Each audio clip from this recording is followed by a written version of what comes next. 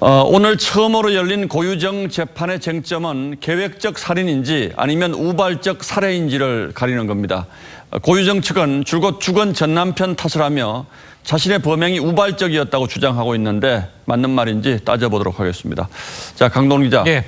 검찰이 고유정이 범행을 계획했다는 여러 가지 증거를 내놓지 않았습니까? 저희도 보도를 한 기억이 있는데. 예, 그렇습니다. 그런데 오늘 고유정 측 변호인은요, 검찰이 계획살인이라면서 공소장에 쓴 내용을 조목조목 반박했습니다. 예. 자, 졸피뎀 검색 기록은 버닝썬 기사를 보다가 연관 검색어를 따라간 것이고 니코틴 치사량이나 뼈 무게 같은 것도 우연히 누른 거라고 주장했습니다. 자, 펜션에 CCTV를 검색한 것도 아이의 안전을 위해서였고 피해자에게 졸피뎀을 먹여서 살해했다는 검사 측의 공소 사실 역시 증거가 없다고 주장했습니다. 자, 특히 사건 이후에 고유정이 CCTV에 얼굴이나 자신의 동선을 모두 노출시키는 등 허술하게 행동한 것을 보면요, 이 계획적인 범행이라고 볼 수 없다. 이렇게도 이야기했습니다. 모든 주장이 계획 범행을 부인하는 쪽으로 맞춰져 있군요. 예. 그럼 검찰은 뭐라고 반박하고 있습니까? 그러니까 말도 안 된다는 입장입니다. 졸피뎀 성분이 피해자 혈흔에서 나온 객관적인 증거가 있고 이 검색어 역시 이 고유정이 포털 사이트에 직접 자판을 쳐서 검색한 것이지 연관 검색어를 따라서 클릭한 게 아니라는 겁니다. 자, 철저한 계획살인이라는 겁니다.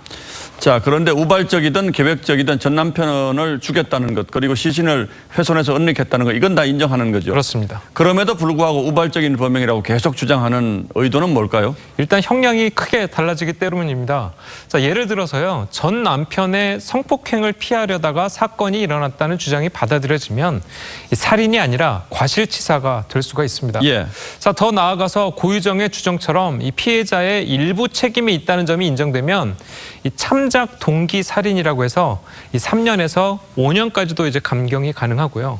자, 의처증, 의부증 등 배우자에 대한 불만으로 살해했을 경우에는 보통 동기 살인이라고 해서 이 7년에서 12년까지도 감경이 가능합니다. 자, 고유정 측 변호인은 이 두 가지 기준에 해볼 만하다고 보는 거죠. 자, 그래서 처음에는 여론의 부담 때문에 사임을 했다가 다시 사건을 맡았다는 이야기도 있습니다. 피해자가 변태적 성욕을 가지고 있었다라는 주장도 그래서 하는 거군요. 맞습니다. 자, 그런데 바로 이런 경우에도 감형이 가능합니까? 그런데 이 경우에는요, 쉽지 않아 보입니다. 왜냐하면 이 최근 판결 경향을 보면 우발적 살인이라 하더라도 사체 손괴는 엄벌에 처하는 경우가 많기 때문입니다.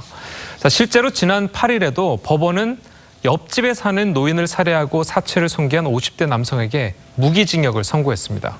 자, 이 남성 역시 살해 사실은 인정하지만 우발적인 범행이었다, 이렇게 주장을 했었죠. 전문가 얘기 들어보시죠. 예. 그 이후에 있었던 사체 훼손이 너무나 심각하고 그런 것들이 굉장히 죄질이 안 좋게 평가될 수 있을 것 같아요. 예, 피해자가 지금 항변을 할 수 없는 상태이기 때문에 예. 철저하게 피해자 쪽으로 책임을 미는 재판 전략으로 가고 있는 것으로 봐야겠군요. 예.